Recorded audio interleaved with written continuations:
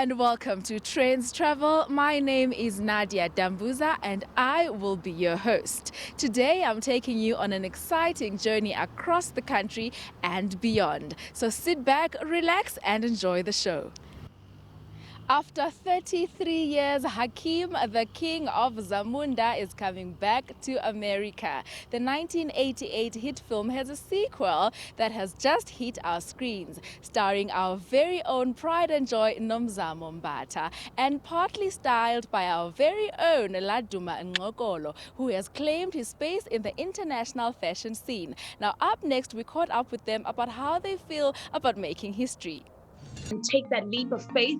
And then having my breakout role be in Coming to America, how that is mirroring my life and that becoming the narrative of my story is like a full circle moment for me. Fashion plays a major role in the film. Some characters are seen wearing garments designed by South African designer Laduma Ngxokolo, who recently launched into the international fashion scenes. Ngxokolo received a call from Academy Award winner costume designer Ruth Kachia to be part of the film. Never in my wildest dream I ever imagined that I would have my work appear in such a movie that is of great caliber.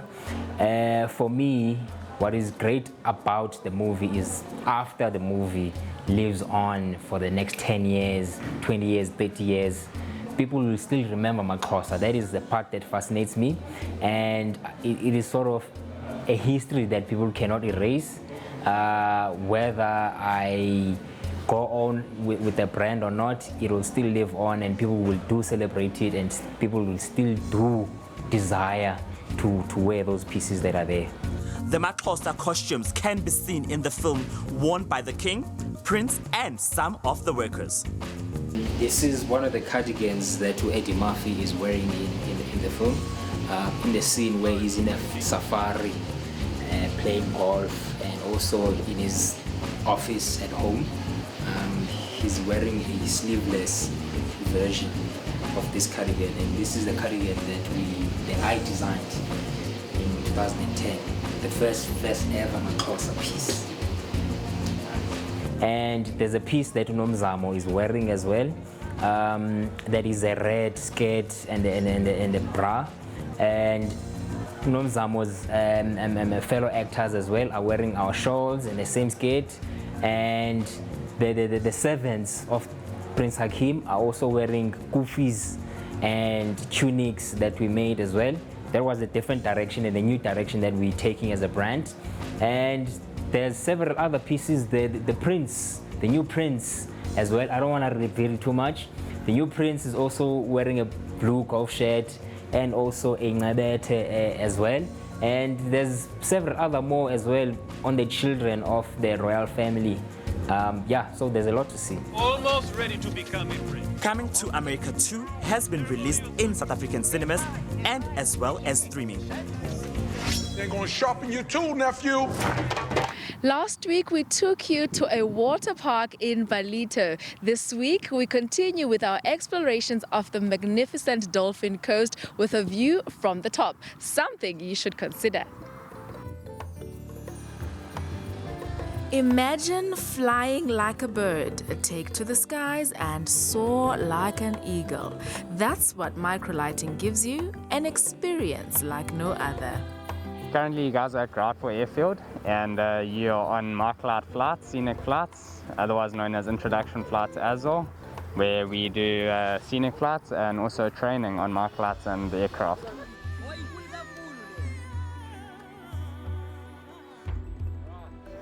Myself personally, I've been flying for 9 years. I started when I was 16 years old and I'm now 24 years old. Yeah. So how safe is it? They're very safe. As you guys saw, we took all of you flying and we've also never had a problem whilst flying the aircraft. The machines are incredibly safe. No helmets or any kind of safety gear required. All you have to do is buckle up and enjoy.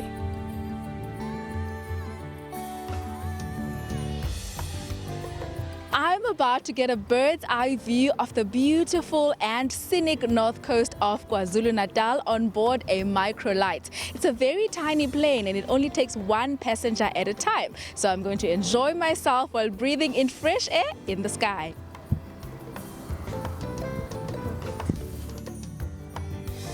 Takeoff is very quick, a little bumpy, however it stabilizes before you can fully panic. Then you are up in the air.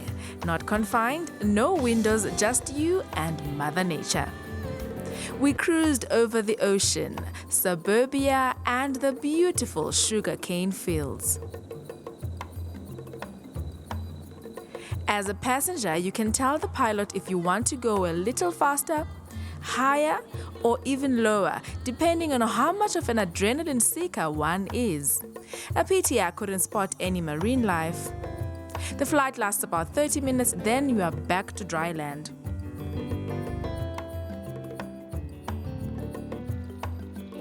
This has to be one of the most amazing things I have done in life, and I mean my whole entire life. Absolutely, absolutely amazing. I think everyone needs to do it. Fun. Anyone can do it, it's not just for the brave. Microlights have existed since the 70s and have been evolving and getting better and better. If you like that wind in your face feeling you get when you open your car window, then this gives you that, but so much better. The views from the top are simply breathtaking. Unbelievable. I just want to say, if you are in KZN or in South Africa, you've got no excuse to be doing this. We're up in the sky. You feel the freedom like you cannot believe. Unbelievable. Great to be South African. Flying, man. It's amazing. It's the closest you can get to flying. You're like floating on a pocket of air, and it's so still, and it's just amazing. Are you still keeping up with those New Year's resolutions? Remember those ones about staying healthy and keeping fit? Well, stay tuned, because after the break, we give you more ideas.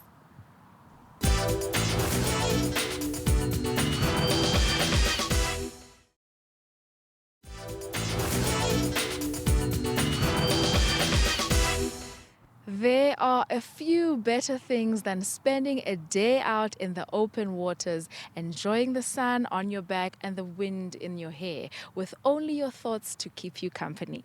Now, imagine that, but still keeping with your fitness goals. Because let's face it, the same tedious routines can be boring. So watch this. So today you're at the Emmerensha Dam. We are going to show you a little bit what stand-up paddling is, and also what is stand-up paddling in Johannesburg. A lot of people think that you can only be in malls over weekends, but you can actually be outside and not just running or cycling. You can be on the water as well. So stand-up paddling, it's a sport done usually or always on water, either flat water or in the ocean. So simply it's a board, a big board, bigger than your surfboard, smaller than a boat, and then you've got a paddle with only one blade on the one side. So, and you stand on that board and you paddle through water. Today we are going to show you a little bit about how to stand up paddleboard. Most people are newcomers to the sport, so what we like to do is to get them to start nice and low on their knees. And how we do that is we find the central point of the board. That's the most stable part. We slowly get on. Okay, find our balance, don't let go of the side until we're comfortable. Grab your paddle, take a deep breath so that you relax, and you'll push off the side. From here, you can use the paddle, you can just do really soft strokes to feel what it does if you go forwards and backwards and how to turn the board. From here, once you've got a feel for the board, you can feel, okay, sure, I'm actually very stable, I'm not falling off. I can move around and shake quite a bit. You can attempt to stand. So from this position, now you must remember that the central point of the board is your most stable part. So what you want to do is get your hands forward so that you're nice and comfortable, almost in a semi-push-up position. Slowly get your feet planted about shoulder width apart and stand up, okay? As you stand again, I always tell the students, take a deep breath, breathe out, because you are not gonna fall, okay? You just take it easy and you start with some really small paddle strokes, okay? To see how the board moves, then you will be fine and you can paddle off into the sunset. As you go, you'll get more and more comfortable. Okay, so let's get you on the water. Okay. Very simple. We're going to start you off on your knees and then get you on your feet as well. Just a tip. You've got your paddle here, this is called your shaft, and the flat side, you can see it makes like a spoon shape, flat side always to the back. Okay. So you'll have your one hand on the top, other hand halfway through, and then when you change, the top hand goes to the middle and the middle hand goes to the top. Okay. I'm gonna get you, I'm just gonna hold the board for you, and then you're gonna get on your knees. On my knees. Okay. Getting on the board is quite a mission. I'm trying not to get myself into the water. Then it's a balancing act to grab hold of the paddle and move into the open waters. Come quickly! I'm drifting! There's no one to save me! It doesn't take long to get used to the paddle and to stabilize myself.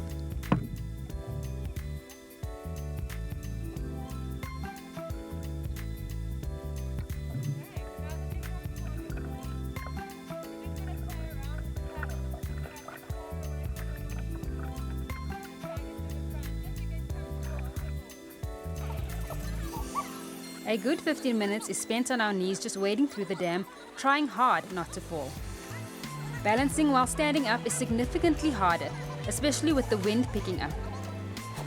But soon I am as good as the pros. The exercise definitely engages all the core muscle groups. So stand-up paddling is fantastic for your body, for fitness. It works your leg muscles, your arm muscles, as well as your core. And it's also just fantastic to be on water. It's very therapeutic as well. So fitness in terms of mental fitness, but as well as physical fitness.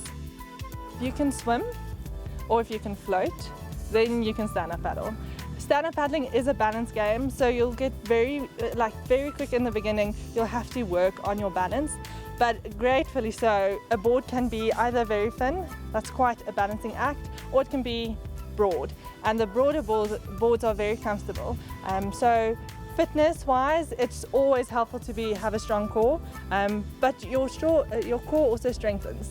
So fitness level of 0 can do it, but a fitness level of 10 can also be challenged on a thinner board. It's a really great exercise for your legs, core and arms. When you reach in the water, you bend your knees, and that's where like a half squat comes in. So you've got to tighten your core muscles and also use your legs to kind of push through and get that movement. So just like any other sport, the more you do it, the better you become.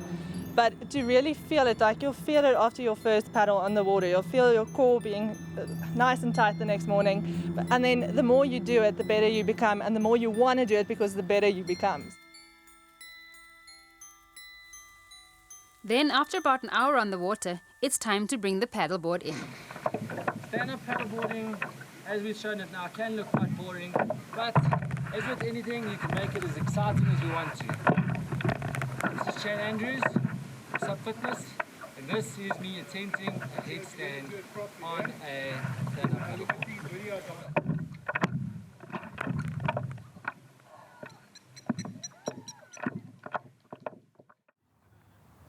After the break, we have more travel fun. In the meantime, though, you can catch up with us on our social media pages. That's @Trendz on SABC using the hashtag SABC News. We'll be right back after this short break.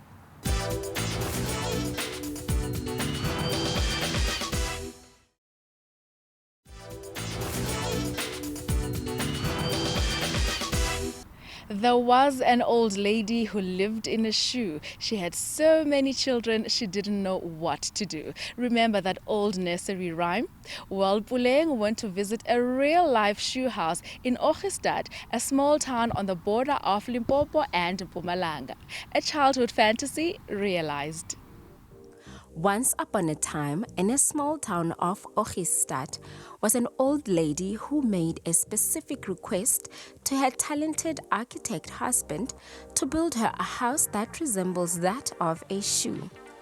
And just like in the fairy tale, the old lady lived in the shoe with her children.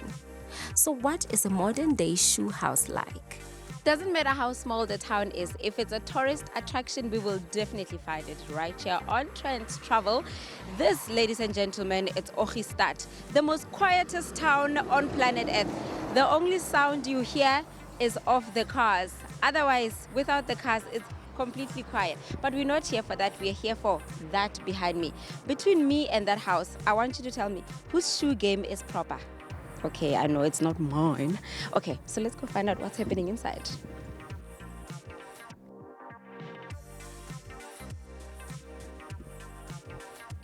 Sorry, sir, I'm looking for the entrance. Sorry, what did you say?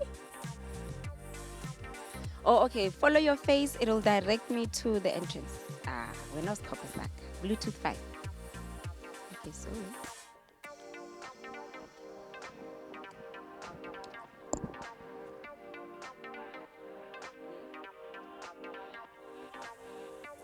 The interior is colorful and sweet. At first glance, you'll think that it's all sweet treats and toys. But explore every corner and you'll get a pleasant surprise. I thought we would build a pumpkin, but my wife said she wanted a shoe. So I built the shoe in 1990. And it's been very successful. We needed it as a landmark because it's one of those places that isn't easy to find. It wasn't difficult to build. To me, it was just like building a normal structure, but I do have an architectural background. The shoe is a size 12 shoe. It is 12 meters in length, and the shoelace is 12 meters in length. I'm not going to pretend that it didn't take a lot of thought. It most certainly did take a lot of thought. It was built with local stone, and we were as amazed as everybody else. Ron's creative streak goes beyond architecture. As seen here on the sculptural work, Ron took a fine liking to wood. And then let's talk about the art. You know, it's one thing to put together the architectural structure. But what came into to creativity to say, let's make the specific sculptures to put inside the shoe? Oh no, you know, the sculptures that I do has a biblical background. We live by faith. There's no other way that we can survive out here. We are only two people. We are artists. And we have learned that by faith is the only way to survive. Here you can see the white wood is on the outside. Now, just take a look here. There you can see the sapwood is on the outside of the tree. So this piece of wood had to look like this to come out this way. See, so whenever I find a piece of wood and busy to carve it, people tell me they can't see it, but it really is not difficult to do, because I've had 45 years of experience carving wood. But this is the real thing, lead wood. Lead wood grows to be 3,000-4,000 years old, and eventually it becomes silica. It just never stops. It gets harder and harder as it grows on. The multifaceted museum still kept to its fairy tale theme by adding items that resembled those that the old lady in the shoe used. Behind you, you've got something that gives you a feel of a fairy tale still. So you get into this journey as you walk inside, where you've seen these beautiful sculptures taken by the carving in the wood itself. And then you still are reminded of the softer side, the fairy tales that we have. Yes. When you look at the dolls here and the blankets, and is this the idea, the intention? Yes, the intention was, there was an old lady who lived in the shoe, and this is her bed over here. Obviously she had to sleep, and as I said, there is a clogs under the bed and a toilet, and that is part of her furniture over there. Even on the other side, here you can see a wash table, and that's a desk, that part. That's a nice old chair over there in the corner, and here is the rocker. This is the way she rocked the babies 3x3. And she used to have a rope attached to her on a pulley, and she could lay in bed and rock the babies this way. And the older children slept upstairs. Once you have covered ground, you can chill under the shade on the tea garden and enjoy a meal. That's if you're done taking pictures, because this place is definitely Instagrammable. Now, before I let you go, here's a little something to inspire the die-hard DIY fanatic within you. Meshak Nkandimang of Hotel Khalakadi. I'm the owner of Hotel Khalakadi, and I've made this car, the hot rod cars, and then I've made the others as well. And I'm manufacturing furniture as well.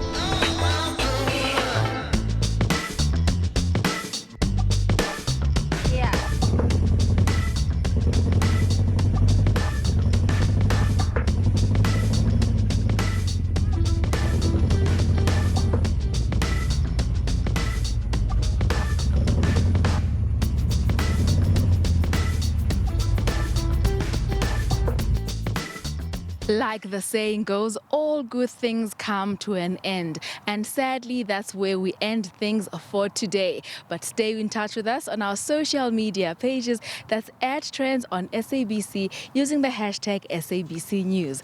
Don't forget to wear your mask, sanitize, and keep your social distance. Stay safe. Goodbye.